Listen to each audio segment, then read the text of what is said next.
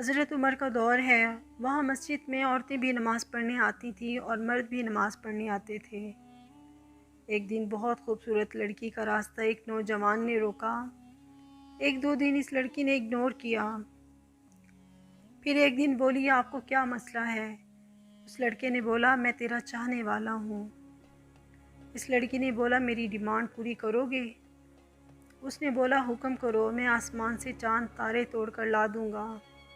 इस लड़की ने बोला, मेरी सिर्फ ये ख्वाहिश है, 40 दिन तक हज़रत उमर रज़ियल्लाहु ताला अन्हु के पीछे नमाज़ पढ़ लो। 40 दिन के बाद यहाँ मैं तेरी मुंतज़िर होंगी। वो लड़का 40 दिन तक हज़रत उमर रज़ियल्लाहु ताला अन्हु के पीछे नमाज़ पढ़ता रहा। हज़रत उमर रज़ियल्लाहु ताला अन्हु की सोहबत और उनका अंदाज़।